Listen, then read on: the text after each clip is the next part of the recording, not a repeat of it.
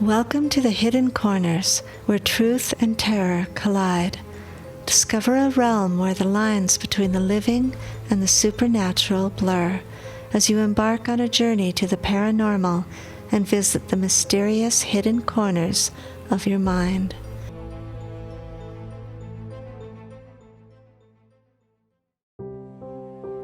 Well, this story's called Murder for Gold. It's from Grist by Murray Leinster.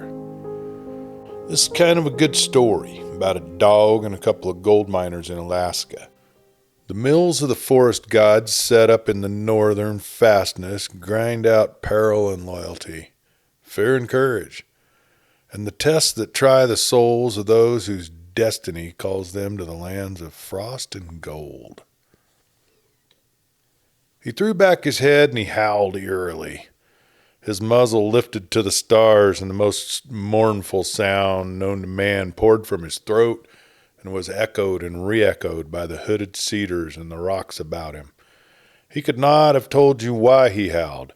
Dogs are not prone to introspection, but he knew that his master, who should be in the cabin yonder, would never come out again. He knew that the dying wisps of smoke from the chimney would never billow out in thick gray clouds again. And he knew that the other man who had come out so hastily and gone swinging down the river trail would never return. Cheechako was chained. It had originally been a mark of disgrace, an unbearable humiliation to a malamute pup, but he did not mind it any longer. His master had made sleeping quarters for him that were vastly warmer than a snow bed even in the coldest weather. And Cheechako wholeheartedly approved. He was comfortable. He was fed, and Carson released him now and then to stretch his legs and swore at him affectionately from time to time. And no reasonable dog will demand any more, or so Cheechako viewed it, anyway. But now his muzzle tilted up.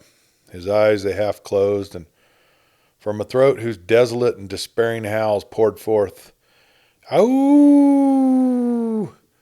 There was a dirge and a lament. They were sounds of grief, and they were noises of despair. Cheechako could not explain their meaning at all, but when a man dies, they spring full-bodied from that man's dog's throat. The hooded cedars watched and echoed back the sound. The rocks about him watched and gave tongue stilly in a faint reflection of his sorrow. The river listened and babbled absently of sympathy and rippled on. The river seen too many men die to be disturbed. The wilds, they listened. For many miles around, the despairing, grief-stricken howling reached. To tree and forest and hill and valley, the thin and muted wailing bore its message. Only the cabin seemed indifferent, though the tragedy was within it. Somewhere within the four-log walls, Carson lay sprawled out. Cheechako knew that he was dead without knowing how he knew. There had been a shot. Later, the other man had come out hastily with a pack on his back. He had taken the river trail and he had disappeared. And long into the night, until the pale moonlight faded and died, Cheechako howled his sorrow for a thing he did not understand. Of his own predicament, the dog had yet no knowledge. It was natural to be chained. Food was brought when one was chained. That there was now no one to bring him food, and no one was likely to come, and that the most pertinacious of puppy teeth could not work through the chain that bound him. These things did not disturb him. His head thrown back, his eyes half closed, he howled in an ecstasy of grief. And while he gave vent to his sorrow in the immemorable tradition of his race, a faint rumbling set up afar off in the wilds. It was hardly more than a murmur, and maybe it was the wind among the trees. Maybe it was a minor mudslide in the hills not so many miles away. A few hundred tons of earth and stone that plunged downward when the thaw of spring released its keystone. Maybe it was any one of the other number of things, even a giant spruce tree crashing thunderously to the ground. But it lasted a little too long for any such simple explanation. Or if one were inclined to be fanciful, one would say it was the mill of one of the forest gods, grinding the grist of men's destinies and set going now by the murder of which Cheechako howled. Certainly many unrelated things began to happen which bore obscurely upon that killing. The man who had fled downriver reflected on his cleverness and grinned to himself. He opened thick, sausage-like bags and ran his fingers through shining yellow dust, remembering his security against detection or punishment. He laughed crackingly. And very far away, away down in Seattle, Bob Holliday found courage to ask a girl to marry him and promised to go back to Alaska only long enough to gather together what capital he had accumulated when they would be married. Most of what he owned, he told her, was in a placer claim that he and Sam Carson worked together. He would sell out to Sam and return. But he would not take her back to the hardships he had endured, no. He was filled with a fierce desire to shield and protect her. That meant money. Outside, of course. And he started north eagerly for the results of many years' suffering and work, which Sam Carson was guarding for him. And again, in a dingy small building, a sleepy mail clerk had discovered a letter that had slipped behind account books and had been hidden for months on end. He canceled the stamp and dropped it into a mail bag for it to go to its proper destination. Then the rumbling murmur, which might have been the mill of a forest god off in the wilds, it just stopped abruptly. The grist had had its first grinding. But the mill was not put away, oh no. Cheechako howled on until the moonlight paled and day came again. And the letter that had lain so long was dropped into a canoe and floated down the coast in charge of a half-breed paddleman, and Bob Holliday sped north for Alaska and his partner, Sam Carson, who guarded a small fortune that Holliday had earned in sweat and agony and fierce battle with the wilds and winter snows. Holliday was very happy. The money his partner held for him would mean comforts and even luxuries for the girl that he loved. Well, the mill of the forest god was simply laid aside for a little while. They grind, not slowly, these mill of the gods, but very swiftly, more swiftly than the grist can come to their grinding. Now and then they are forced to wait for more, but everything upon the earth comes to them in time. High ambitions and most base desires, women's laughter and red blood gushing, and all hopes and fears and lusts and terrors together disappear between the millstones and come out transformed into the product that the gods desire. The mill was merely waiting. The place that had the indefinable air of desertion that comes upon a wilderness cabin in such an amazingly short time. The woodpile huge, yet clearly, but the remnants of a winter's supply, had not yet sprouted any of the mosses and lichens that multiply on dead wood in the short Alaskan summer. The axe, even, was leaned against the door. Chips still rested on blades of the quick-growing grass that comes before the snow has vanished. A pipe rested on a bench before the house. But the place was deserted. The feel of emptiness was in the air. Holliday had drawn in his breath for a shout to announce his coming, when the curious desolation all about struck home. It was almost like a blow. Every sign and symbol of occupancy, every possible indication that the place was what it seemed to be, the winter quarters of an old-timer, thriftily remaining near his claim. And then, suddenly, the feeling of emptiness that was like death. He disembarked in silence, his forehead creased in a quick and puzzled frown. He was walking swiftly when he climbed the bluff, glancing sharply here and there.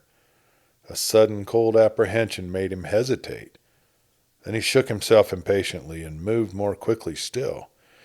Within 10 yards of the door he stopped stock still, and then he fairly rushed for the cabin and plunged within. It was a long time later that he came out.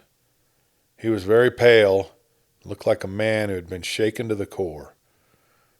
He was swearing brokenly. Then he made himself stop and sit down. With shaking fingers, he filled his pipe and he lighted it. In his bunk, he said evenly to the universe. A bullet through his head. No sign of a fight.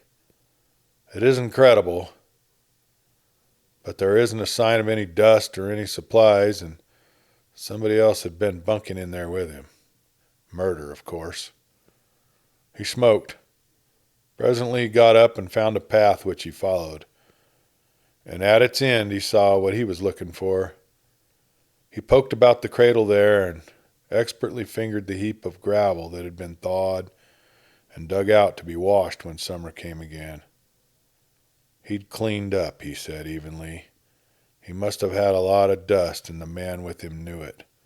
I've got to find that man. His hands clenched and unclenched as he went back toward the cabin. Then he calmed himself again. His eyes searched for a suitable spot for the thing he had to do. And then, quite suddenly, "My God," said Holiday. It was Cheechako. He had dragged himself to the limit of his chain and with his last atom of strength managed to whimper faintly. Cheechako was not pretty to look at. It had been a very long time since the night that he had howled to the stars of his grief for the man who was dead, and he had been chained fast. Cheechako was alive, and that was all. He lay on the ground, looking up with agonized, pitiful eyes. Holiday stared down at him and reached for his gun in sheer mercy. Then his eyes hardened. "No, I guess not. You'll be Sam's dog. You'll have to stay alive a while yet. Maybe you can pick out his murderer for me." He unbuckled the collar that Cheechako's most frenzied efforts had not enabled him to reach, and took the mass of skin and boniness beneath down towards his canoe. With a face like stone, he tended Cheechako with infinite gentleness. And that night he left Cheechako wrapped up in his own blankets, while he carved deeply upon a crudely fashioned wooden cross. His expression frightened Cheechako a little, but the dog huddled in the blanket and gazed at him hungrily. Cheechako hoped desperately that the man would be his master hereafter. Only, he also hoped desperately that he would never use a chain. Cheechako learned much and forgot a little in the weeks that followed. When he could stand on his wabbling paws, Holiday took him off invalid's diet and fed him more naturally canine dishes. The perpetual dried or frozen fish of the dog teams, for instance. Cheechako wolfed it as he wolfed everything else, and in that connection he learned a lesson. Once in his eagerness, he leaped up to snatch it from Holiday's hands. His snapping teeth closed on empty air, and he was soundly thrashed for the effort. Later, he learned not to snarl or snap if his food was taken squarely from between his teeth. When he had mastered that, he was tamed. He understood that he was not to try to bite Holiday under any circumstances whatever. And when he had mastered the idea, he was almost pitifully anxious to prove his loyalty to Holiday. That was possibly why Holiday was disappointed when he took the dog grimly downstream and made his inquiries as to who had come down in the 2 weeks after Carson's murder. He found the names of every arrival, and he grimly pursued every one who might have been the man he was looking for. Each one had a plausible tale to tell. Most of them were known and could prove the whereabouts at the time of Carson's death. But enough had trapped or wintered inland near their claims to make the absence of any explanation at all no proof of guilt.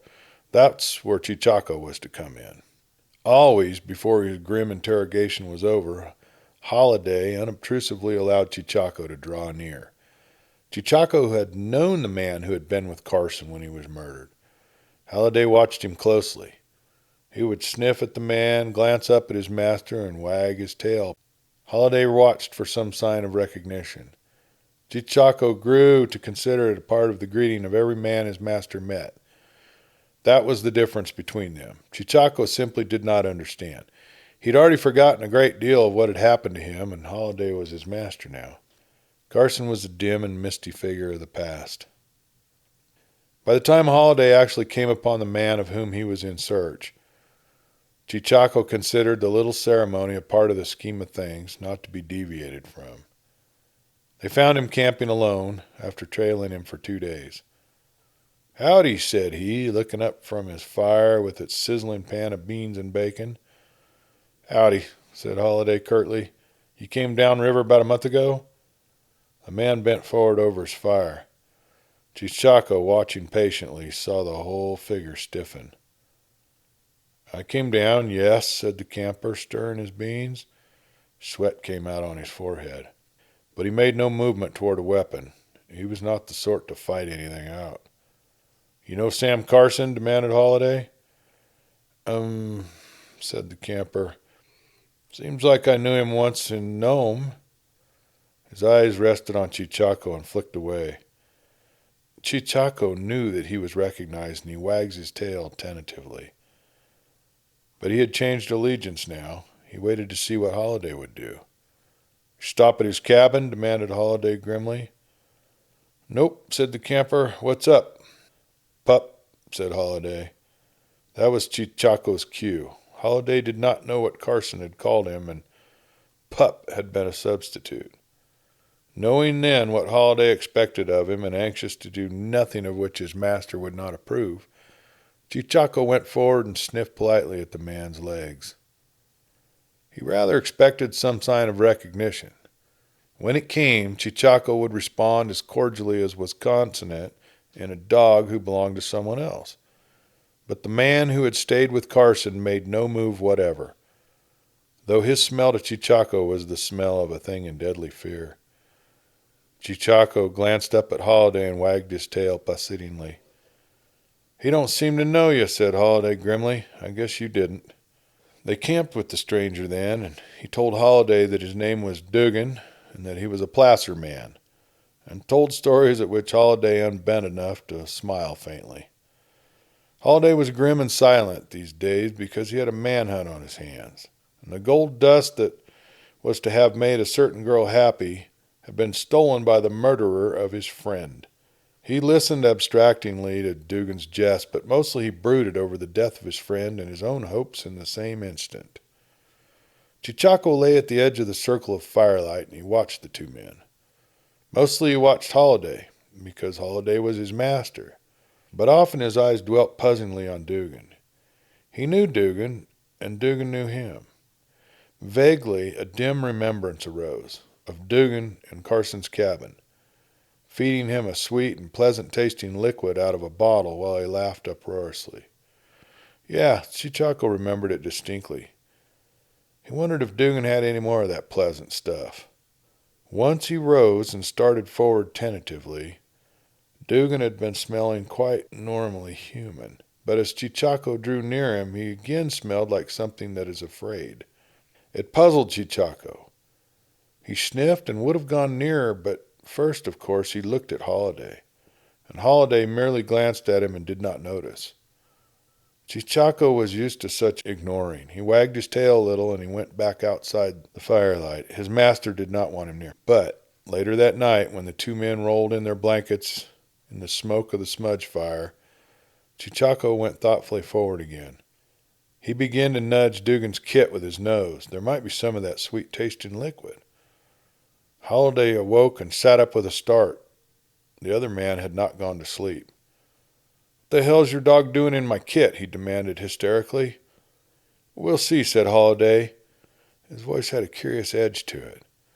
Cheechako sniffed about. There was something there that had a familiar odor. He drew in his breath in a long and luxurious smell. Then he began to scratch busily. "I'll take a look at that," said Holiday grimly. He went to where Cheechako scratched, and while Dugan moved cautiously among his blankets. The firelight glinted momentarily on polished metal among the coverings. The metal thing was pointed at Holiday's back, though it trembled slightly. Holiday looked up. "Your bacon?" he said. His tone altered. "Get out," he ordered Cheechako. Cheechako went away after wagging his tail. Presently he curled up and slept fitfully, the odor he had sniffed permeating all of his dreams. The odor was that of Carson. As Cheechako dreamed of times in the cabin when Dugan was there, Holiday, too, composed himself to slumber, but Dugan lay awake and shivered. Some of Carson's possessions were in the kit Cheechako had nosed at, and though he had had his revolver on Holiday, Dugan was by no means sure he could have summoned the nerve to kill him. He had killed Carson in a fashion which did not require that he discharge the weapon himself. But now he debated in a panicky fear if he had not better shoot Holiday sleeping. It would be dangerous down here, but not like the hills at all, but it might be best if that damn dog kept sniffing around. The next morning he cursed in hysterical relief when he saw Cheechako trotting soberly away behind his master. Cheechako wagged his tail politely in parting. He did not understand why Dugan had feigned not to remember him. Now they were going to go find another man, and Holiday would expect him to sniff that man's legs and look up and wag his tail. It was a ceremony that was part of the scheme of things. And Cheechako simply remembered Dugan as a man who had stayed a long time with Carson in that cabin upriver and had fed him sweet liquid out of a bottle, and he now smelled as if it were afraid. But Holiday, of course, did not know that. Otherwise, he would have been burying Dugan by this time with a grimly satisfied look upon his face. Well, far off in the wilderness, besides a deserted cabin, a faint rumbling murmur set up again. Of course it might have been the wind in the trees, or a minor landslide in the hills not many miles away, or even a giant spruce tree crashing thunderously to the earth. But it lasted just a bit too long for such a simple explanation. To a fanciful hearer, it might have sounded as if the mill of the forest god were grinding its grist again. And just as such an idea would demand, many unrelated things began to happen, which bore obscurely upon the murder of a man now buried deeply beneath a deeply carved wooden cross. Holiday, for instance, he received 2 letters. One was from the girl who loved him, and one was from the dead man. Stained and draggled with long journeying and much forwarding and months on its travels, the letter from the girl told him pitifully that she loved him and wanted to be near him and offered to come and share any trial or hardship rather than enduring the numbing pain of separation. Holiday, of course, knew better than to take her at her word. The other letter was very short. It read, "Dear Bob, I'm sending this down by a Chilkoot buck what stopped by to ask for some matches. The claim is proving up a kind of a bonanza because I already took out nearly 20,000 in dust, which makes a damn big poke for you, and with what you got me to keep for you, you better look out or I'll steal it. Ha ha. I got me a new dog, which I call Cheechako. He's a pretty good dog, and I got a feller to help me out until you come back, and he's taught the pup to drink molasses out of a bottle. You ought to see it. Well, no more until next time. Yours, Sam." And the man who had come down the river trail and left Cheechako chained to starve, these many long moons passed. He found himself growing short of cash and lacking an easier way to recoup his fortunes, decided to do some placer work himself. When he worked with Sam Carson, he'd marked down a likely spot, but did not trouble to work it, because he could attain too much wealth so much more simply. Just a bullet that he need not even fire himself. He took canoe and went paddling up the river, having a winter's supply bundled up in the bow. Then the mill stopped again. And again, for lack of grist to grind, doubtless the forest god to whom it belonged went on about his other affairs. Cheechako slept within the cabin that winter. He stretched out before the fire and soaking the heat into his body with the luxurious enjoyment that only a dog can compass. There was no need for the discipline that before had made his chaining necessary. Holiday's training had better results than Carson's. Cheechako was now a well-mannered dog, who listened soberly when Holiday talked to him. And Holiday, on his part, he talked often. Loneliness in the wilds is quite different from loneliness anywhere else. With the snow piled in monster drifts about the cabin, so that there was an actual tunnel a good part of the way from the door to the woodpile, he was utterly isolated from the world. He had to talk. He told Cheechako confidently just what the girl outside meant to him. He would not have said it to any living man, but the dog listened soberly. Sometimes Holiday grew morose. Sometimes he called himself a fool for not bringing her with him, and then gave thanks that he did not. And he had moments of passionate jealousy and doubt wondering if she were really waiting for him and believing in him through all the months when no word from either could reach the other. He read her last letter into tiny fragments, long after he could recite it word for word. He read strange meanings into it, as that she began to feel her loyalty wavering and in honesty wished to place it beyond recall. And then he read them out again and was bitterly ashamed that such things had entered his mind at all. All this was during the days of storms when he could not even build monster fires and thaw out gravel to be shifted where the first waters of spring would wash out its infinitesimal proportion of gold for him. But Dugan appeared at the cabin in December. He came on snowshoes in hopes of finding some stray reading matter, anything to break the monotony of his own cabin some 4 miles or more away. The smoke warned him that someone was within, and no more than a flicker of his eyelid expressed surprise that Holiday was the occupant. Holiday greeted him with a feverish cordiality, pressed tobacco upon him, bade him remain and eat. Dugan was jollity himself. He was soon assured that Holiday had no suspicion of him. He had left no clue after the murder, and Cheechako, who might have gamboled about him, had been trained by Holiday into the perfection of canine manners. Cheechako remembered, yes, but he did not associate Dugan with the death of his former master.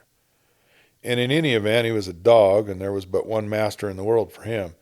Injuries done to a past owner would not arouse Cheechako now, though he would fight to the last drop of his blood for Holiday. And Dugan had every reason in the world to feel secure. He was secure in his gratitude for having someone to talk to. Holiday would have welcomed the devil himself. When Dugan finally left for his own cabin, Holiday was more nearly normal than for months. And it may be that Dugan's presence kept Holiday sane that winter. He was surely used to loneliness, but not such loneliness as possessed him now. No man is lonely who can keep his brain busy with the things of the moment, the place he's in, but Holiday could not do that. The picture of the girl who waited for him was always at hand. His presence and his desperate work was due for her. He could not help thinking and dreaming of her, and that thinking and dreaming made the solitude into a corroding horror. Dugan changed all that. He was someone to talk to. Holiday even told him about the girl. He talked for hours about her, while Cheechako lay at one side of the cabin floor and watched gravely, his ears alert and eyes somber. Often he watched Dugan. Vague memories crept disturbingly about his mind. Here, in this same cabin. Well, Dugan knew about the murder, too. How Holiday had come joyously to the cabin and found his best friend murdered and his happiness destroyed in the one instant. Sam Carson had been the keeper of most of Holiday's possessions, and they had been stolen by the murderer. It was probably his own feigned sympathy and secret sardonic amusement that suggested a duplication of his former feat to Dugan. Dugan's own claim was rich. How rich he could not tell until spring, but Holiday's claim was a little worse. Carson had skimmed the cream, but the rest was worth taking, if it could be done without risk. And Dugan, who had not nerve enough to shoot a man in cold blood and was too cowardly to pick a fight, grinned obscurely to himself. He fingered his own pokes, which would be bulging when spring came. He thought of Holiday's, and then he began to whittle out a little contrivance of wood and leathern thongs, which looked very much like a trap, but was much more deadly. It was a clever little idea of his own, perfectly safe and absolutely no risk. Suddenly he stooped and listened. It seemed as if some noise to which his ears were unconsciously attuned had suddenly ceased. Maybe the mill had stopped again. And then the spring came. From the trees came cracklings of their coatings of sleet, and solidified snow were stripped off and fell melting to the earth below. From the river came minor rumblings as the thawed streams of the mountains poured their waters into it, and its surface ice, grown thinner, cracked across and spun downstream in crumbling ice pans toward the sea. Bull caribou roared their challenge in the indefinite distance. Foxes moved about, keen and joyously savage, no longer hampered by the snow. Now and then the winter's windrift above and some hidden hollow stirred, and a peevish bear emerged from his long sleep, sleepily ferocious. And Holiday worked like a madman. All day long he shoveled his gravel and dirt into the cradle, through which a small stream ran. It might be that he would not have a sum that would satisfy him, but he would squander some of it and see the girl who loved him. He would see her and speak to her again. It was no wonder that he sang. And Dugan? Well, he worked too, and his eyes glistened at the size of his cleanups. He filled one poke, and then another, and still another as time went on. But Dugan would never be satisfied with what was his own. He went over to Holliday's cabin now and then and listened while Holliday told him excitingly of the miracle that would happen. He was going outside. In a little while longer he would see the girl. He told the whole course of his progress to the man who had murdered his friend. While Cheechako sat between his feet and regarded Dugan speculatively, Cheechako could not understand why Dugan so consistently ignored him. It seemed illogical to the dog, and at last Holliday came back from the cradle, singing at the top of his voice. Cheechako had caught some of his festive spirit and danced clumsily about him. Dugan was sitting on the bench before the cabin, and his eyelids flickered when Holliday came into view. "I'm through," shouted Holliday at sight of his visitor. "Dugan, I'm through. I'm going down river in the morning with a fat poke in my sack to see the most wonderful girl in the world." Dugan grinned. He had been at that cabin for some little time, and there was surprise he had prepared for Holliday inside. It was the same surprise he had prepared for Carson. "I'm going down tomorrow myself," he said. "Closed up my shack and quit my workings." "We'll celebrate," said Holliday exuberantly. "Man, I'm going outside to the most wonderful—" Cheechako sniffed the air in the cabin. Dugan did not smell normally human. He smelled as if he were afraid, and yet he was grinning and cracking jokes as if he had shared in Holliday's uproarious happiness. Cheechako continued to be puzzled and to grow more puzzled. 2 or 3 times he cocked up his ears as if listening to a faint rumbling murmur, far off in the wilds, which might have been anything, even the mill of a forest god grinding the grist of men's destinies. But mostly he watched the 2 men. Dugan produced a bottle, long hoarded, but Holliday would not touch it. He wanted to stay awake, he said, that no atom of his wonderful good luck should go untasted to the full. He would be starting downstream at daybreak, and Dugan grinned and drank himself. Holliday began to cook a festive meal. The smells were savory and delicious, but Cheechako's nose suddenly attracted him to an unusual spot. He went tentatively toward Holliday's bunk. Being a well-mannered dog, he knew he should never climb upon his master's bed, but something drew him there irresistibly. He sniffed, and Dugan's smell was suddenly that of a thing in deadly fear. Cheechako turned his head and regarded him puzzledly. Dugan's scent was on his master's blankets, too, and Dugan had no business to be there. Cheechako sniffed, bewildered. This other odor. "There's just one thing," said Holliday with a sudden wistful gravity. "Old Sam's dead. I told you he was murdered. I wish he was going outside with me." The faint rumblings outside that sounded like millstones grinding, well, they grew suddenly loud and harsh, as if the stones were crumbling up the last stray grains that had been fed to him. Cheechako cocked his ears. That was only a noise. There was a queer smell on his master's bunk. He heaved up his forepaws to sniff it more clearly. "Cheechako!" snapped Dugan. Dugan had gone suddenly pale, and more than ever he had the smell of fear about him. Holliday lifted his head, and a curious expression came upon his face. Dugan went over and took Cheechako by the collar. "Shedding fleas on your bunk," he said to Holliday, grinning. "But he ought to share in the celebration, too. Got any molasses?" He reached up and took down the bottle of syrup Holliday had saved as a supreme luxury.